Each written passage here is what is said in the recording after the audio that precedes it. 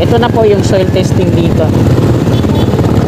Wala na dun sa kabila, tapos na, nandito na sila. Diretso muna tayo dito. Ito, papakita ko yung napakuran na nila sa part na to. Hanggang doon na yan sa dulo, sa may SH Loyola. So nandito tayo ngayon sa may rail track ng DNR. At ito nga mga kasikap, merong isang super T-girder na nakasakay sa transporter. At mag-i-install na po ata sila ngayon. So dito na sila mag-i-install sa dulo ng steel box girders na to sa harapan natin. Kaya nakapwesto na yung dalawang hydraulic crane at ito yung gagamitin nila para mag-install. Sinimulan ko to, walang naniniwala sa paligid ko.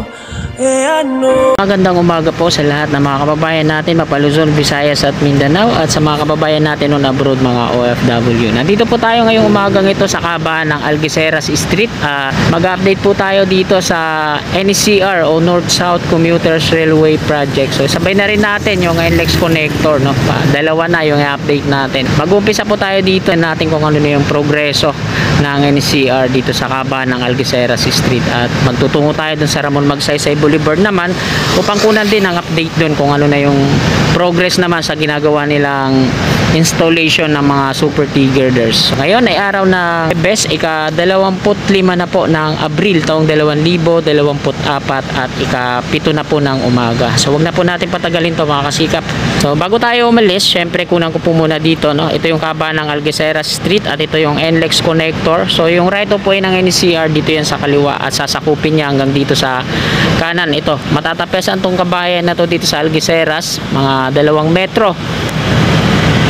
Kasi dito yung mga columns niya sa bandang gitna. At ayan naman doon mga kasikap sa may Pardo Street. Ito yung on-ramp. Nilagyan na nila ng mga ano na to. Yung pinagkakabitan ng tali. Ito yung mga dilaw na yan. So, nag-iba na yung posisyon ng soil testing nila. Nandun sa unahan, ipapakita ko sa inyo bago tayo magtungo ng Ramon Magsaysay Boulevard. So tara, let's go! So ayan mga kasikap, dahil mainit na tayo sa mata ng mga gwardiya dito sa NCR, huwag na lang tayong huminto-hinto, no? O magpahalata na kumuha tayo ng video. Tama na to na nandito lang tayo para iwas sita. Algeciras Street po ito at ayan yung on-ramp dito sa may Pardo Street.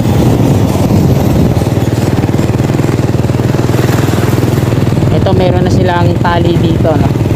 At ang sunod na gagawin na dito ay babakuran na rin to. Dun sa kabila ayan, meron ng mga scaffolding para magiging stand para sa bakod na gagawin. Ito na po yung soil testing dito. Wala na dun sa kabila, tapos na, nandito na sila.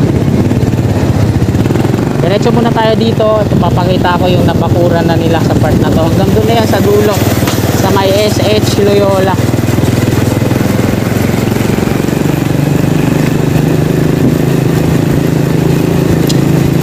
Aliwalas na yung loob niyan at hindi na sila nagso-soil testing dito, no? Nandun na sila sa may Pardo Street. Nakita naman natin. Bantay sarado pa rin dito ng mga gwardiya. At ito na yung SH Loyola. So babalik na ako. Kuna naman ulit natin ng pabalik naman. At babaybayin natin to patungo dun sa may G Tuason.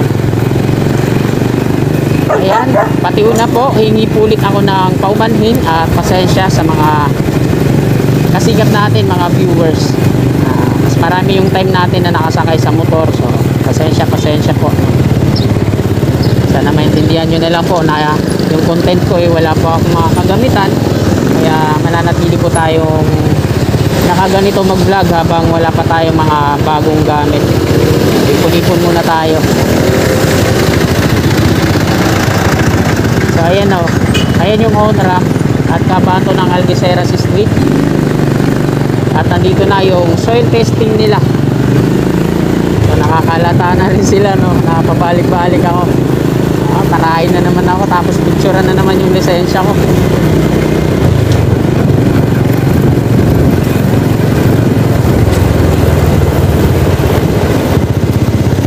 May forklift na rin sila dyan. At ito nga, naka-ready na yan para lagyan na ulit ng ano dito. bakuran. Makaliwalas na yan dyan at patungo na yan dun sa may G. Tuason. Sa may G. Tuason naman, patungong Ramon Magsaysay, wala pang ano, kagaya ng ginawa nila dito sa may SH Loyola.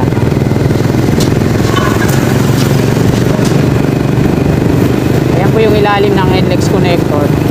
Yan yung mga materialis na NLEX. May outpost na rin dito ang NCR. Ayan, pantay sarado din ng mga gwardiya. Namumukhaan na nila siguro ako, no? Laging nakatingin sa akin pag dumadaan ako dito.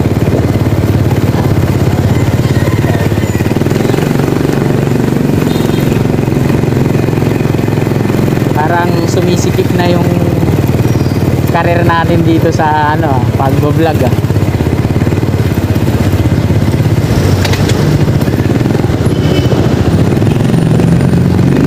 Sinusuka na tayo ng mga infra, pero di tayo susuko, laban lang. So dito, yan yung hindi ko na kinunan, may tao dun sa loob ng outpost nila, yung nabasag yung salamin.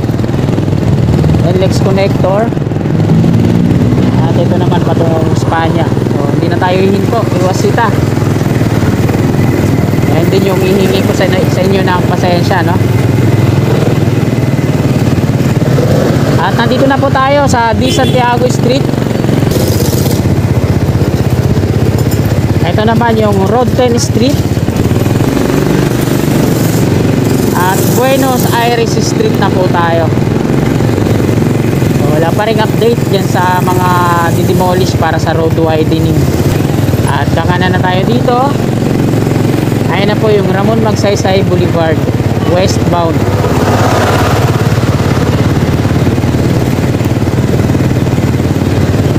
Wala naman na tayong papakitang bago dito sa part na to. Ganun din dito sa mga bakod, metal fence patungo dun sa kabilang dulo naman sa may Magsaysay entry. Ayan, dumami na naman dito yung ano, sa harapan ng Altura Market. Hindi na tao, ginawa na nilang parkingan. Nandiyan naman nagpapasikip dito sa harapan. Dito naman sa kabila, mga metal fence na naka-install dyan sa mga wall barrier sa Center Island. Ayan yung Magsaysay entry, Magsaysay exit. 100 years old na bahay. At ito na yung sa tabi sa Center Island, yung mga Pilca Foundation. Tapos na hanggang dito sa kabilang dulo, yung mga wall na installan na ng mga metal fence. Tapos na dito. Tingnan naman natin sa kabila. Mag-U-turn tayo dito sa Coresa.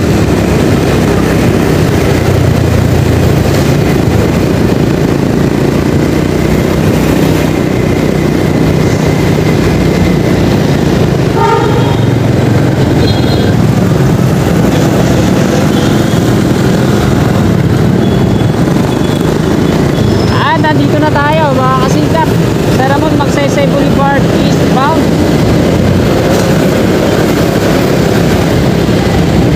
So, yung construction pala dito, ayan yung ano, mga drainage.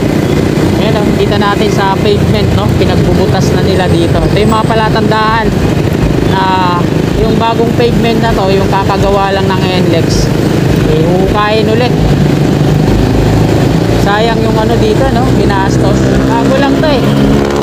Wala pang isang taon tong pavement na to eh. Ang kapal pa ng flooring yan. Pero ganun talaga kasi itong unang pavement na to, yung bago, sa NLEX yan. Bali itong kasunod, DPWH yung ano yan. Dito sa kabila, sa mga wall na yan, wala pang mga ano, wala pang mga metal fence na naka-install. So, nandito na tayo mga kasikap sa New Santa Mesa Interchange.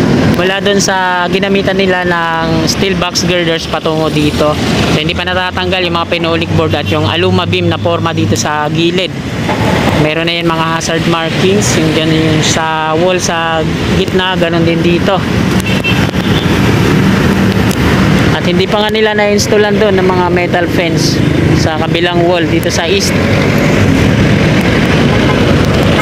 At dako naman tayo doon, tingnan natin. So, wala lang tayo palata kasi mainit tayo sa mata ng mga gwardiya dito sa NSCR. Paging sa mga mata ng mga guard ng NLEX, mainit din tayo. At mukhang natatandaan na tayo lagi. Ayan. Kaya lang tayo magpalata. Huwag tayo magtagal sa isang sa isang lugar.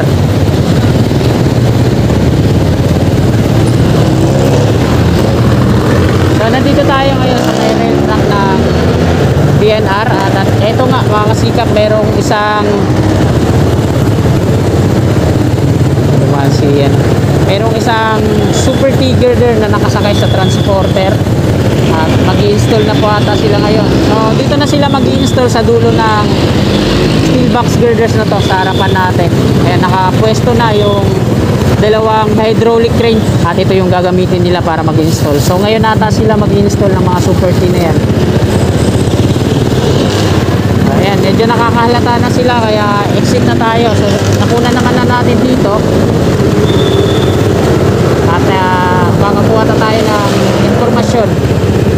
Ayun, inaayos na ngayon pag lalapatan dun sa taas. May coping beam. So isang span na yung na-installan nila dun sa taas. So dito sa part na to, habang di pa nakakalagpas sa PLDT building na yan, ika-anin yung super T-girders na ini-install. Bali paglagpas doon sa pangatlong span ay 7 na, no?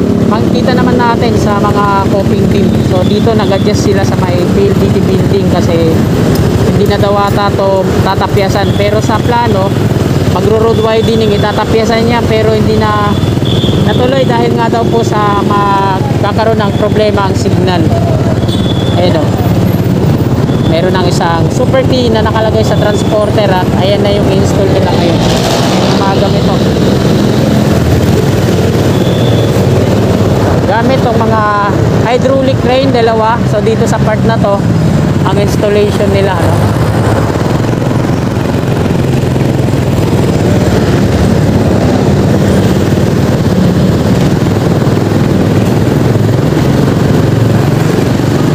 Mga kasikap, dito na po nagtatapos tong ating update ngayong umagang ito. Marami pong salamat sa mga kasikap natin na patuloy na sumusuporta sa aming munting channel at nakakaintindi, no, sa ganitong sitwasyon natin.